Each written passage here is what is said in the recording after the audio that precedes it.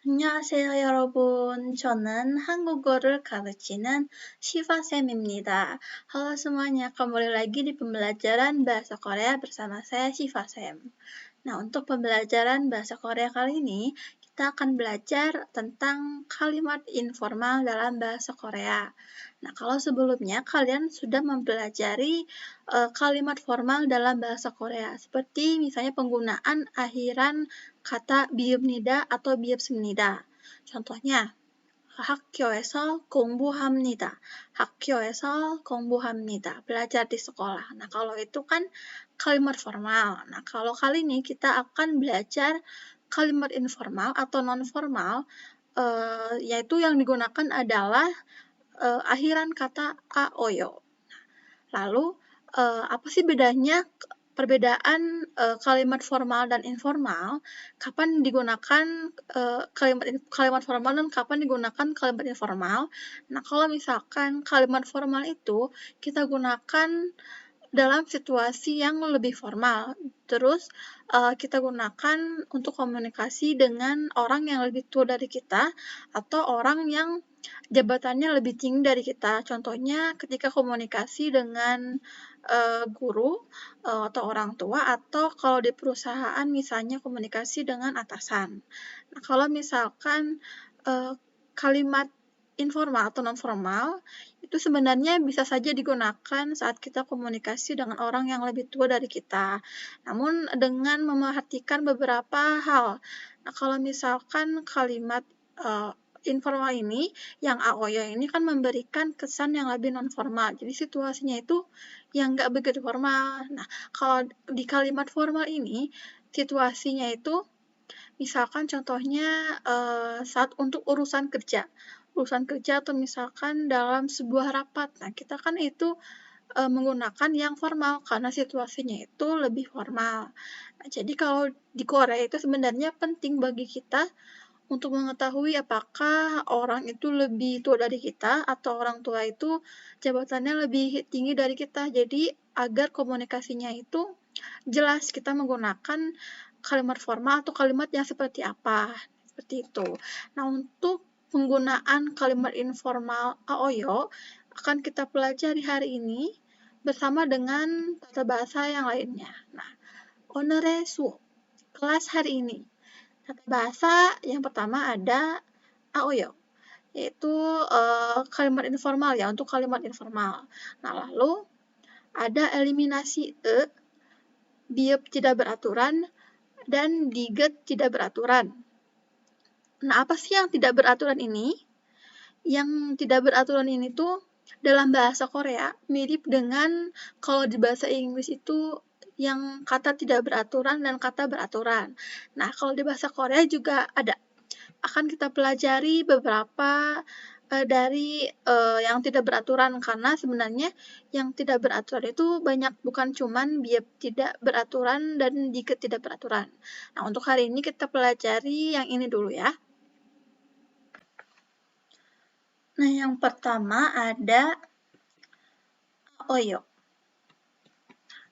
Bentuk ini dilekatkan pada kata kerja atau kata sifat. Kalau biepsemnida dan biepsemnika akan memberikan kesan hormat serta digunakan pada pertemuan atau tempat yang formal. Sebaliknya, kalau aoyo memberikan kesan yang non-formal. Nah, bagaimana sih penggunaan dari aoyo ini? Kalau kita sederhanakan dalam sebuah rumus, jadinya seperti ini.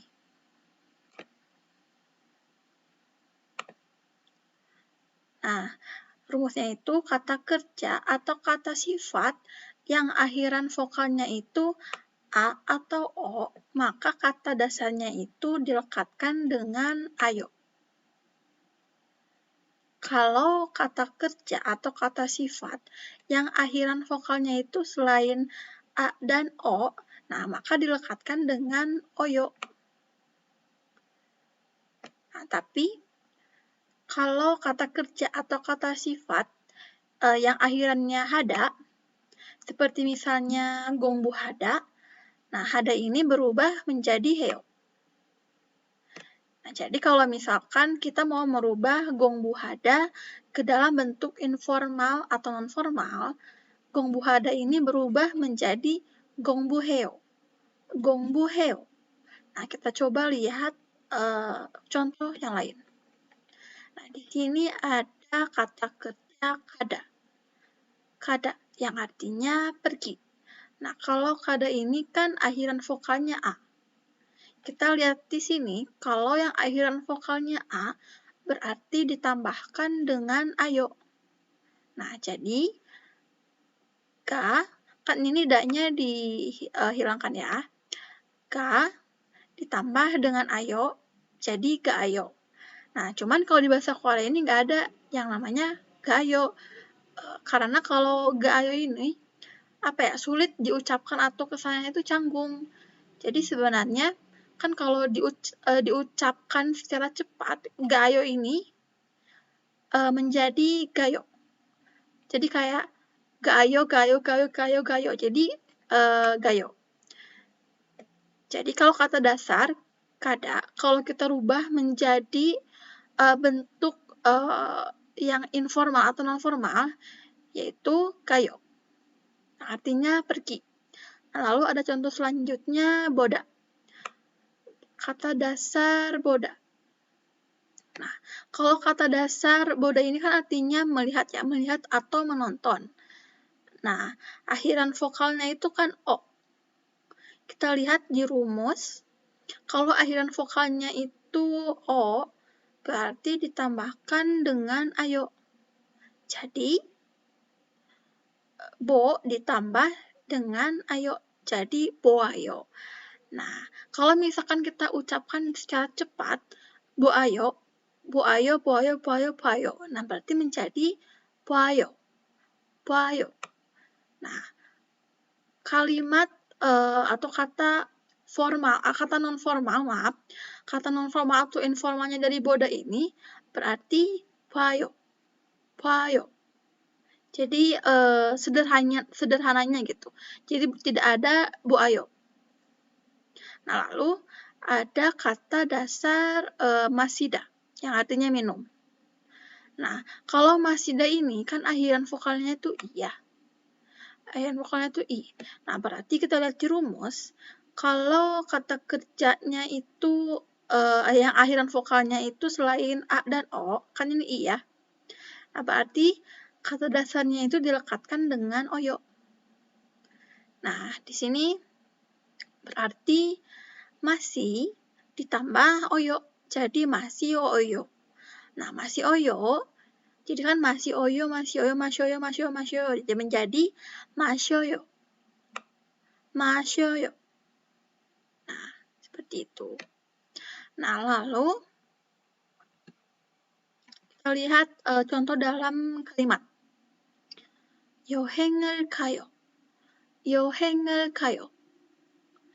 Artinya pergi berwisata. Nah, lalu ada 주말에 영화를 봐요. Menonton film di akhir pekan. Nah, jumal itu kan artinya akhir pekan. Nah, di sini itu untuk partikel untuk menunjukkan waktu. Yonghwa artinya film, ini partikel objek. Lalu di sini bayo dari kata dasar boda yang kalau dirubah ke dalam bentuk aoyo menjadi bayo. 주말에 영화를 봐요. Nah, lalu ada 카페에서 커피를 마셔요. Minum kopi di kafe. Nah, kafe itu kafe ya. Nah, so ini menunjukkan partikel untuk tempat. Kalau kopi, ini kopi. Ini partikel objek. Lalu ini mashoyo dari kata dasar masida. Nah, kalau masida diubah ke dalam bentuk aoyo menjadi mashoyo. Contoh selanjutnya ini ada percakapan. 지금 무엇을 해요? Yang artinya sekarang sedang apa? Lalu dijawabnya dengan 집에서 쉬어요. 집에서 쉬어요, yang artinya istirahat di rumah.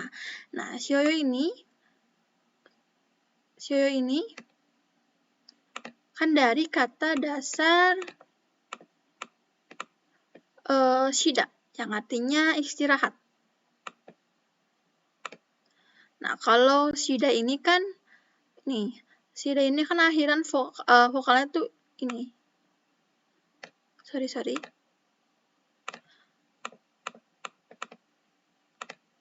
Perhatikan akhiran vokalnya itu selain A dan O. Berarti ditambahkan dengan oyo. Nah, menjadi 쉬어요. Kalau diucapkan pronunciation-nya itu 쉬어요. Bukan 쉬어요, tapi 쉬어요. Gitu. Nah, lalu kalau untuk kata benda dalam bentuk formal kan menggunakan imnida atau imnika. Nah, sedangkan dalam bentuk non formal menggunakannya tuh ieo atau yeyo. Ieo atau yeyo. Ieo itu untuk kata benda dengan akhiran konsonan. Nah, kalau yeyo itu untuk kata benda yang akhirannya vokal. Nah, kita lihat contohnya ya. Nah, kan kalau dalam bentuk formal menggunakan imnida ya. Jadi ada ini 선생님입니다. 선생님입니다. Nah, ini kan dalam bentuk formal. Nah, ini kan bentuknya pernyataan. Nah, kalau dalam pertanyaan itu pakai yang imnika. Jadinya 선생님입니까? 선생님입니까? Nah, kita rubah ini yang dalam bentuk formal ke dalam bentuk yang non formal ini. Jadinya ini. 선생님이에요. 선생님이에요. Nah, dari 선생님입니다 yang bentuk formal ke non formal menjadi 선생님이에요. 선생님이에요. Nah, kan kalau 선생님 itu kata benda yang akhirannya itu konsonan. Nih, konsonan kan. Jadi memakainya yang ieo. Ieo. Nah, kalau dalam bentuk lainnya berarti kita ubah aja intonasinya. Kalau misalkan pernyataan kan 선생님이에요. Agak ke bawah gitu kan. Kalau bentuknya pertanyaan seperti ini, tinggal ubah untuk pengucapannya ya, ubah ke dalam intonasi yang tinggi. Jadi 선생님이에요? 선생님이에요? Nah, artinya itu apakah Anda guru? Nah, seperti itu. Nah, lalu ada di sini contohnya 의사입니다. 의사입니다. Ini kan dalam bentuk formal. Atau 의사입니까? 의사입니까? Ini untuk bentuk pertanyaan ya. Nah, kita ubah ke dalam bentuk yang non formal. Nah, karena kata benda 의사 ini akhirannya itu vokal, berarti ditambahkan dengan yeyo. Jadinya 의사예요. 의사예요. Kalau dalam bentuk pertanyaan, intonasinya tinggal dirubah. Jadi agak tinggi menjadi 의사예요? 의사예요? Nah, artinya apakah Anda dokter? Seperti itu ya. Selanjutnya ada contoh lain. Ini ada 이것은 maaf ini seharusnya 사과. Nah, 이것은 사과입니다. 이것은 사과입니다. Ini kan dalam bentuk formal. Nah, kita ubah ke dalam bentuk non formal. Jadinya 이것은 사과예요. 이것은 사과예요. Kalau 사과 kan kata benda dengan akhiran vokal.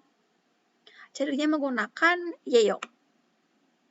Artinya ini adalah apel. Nah, lalu sini ada kalau bentuk formalnya 이것은 가방입니다. 이것은 가방입니다.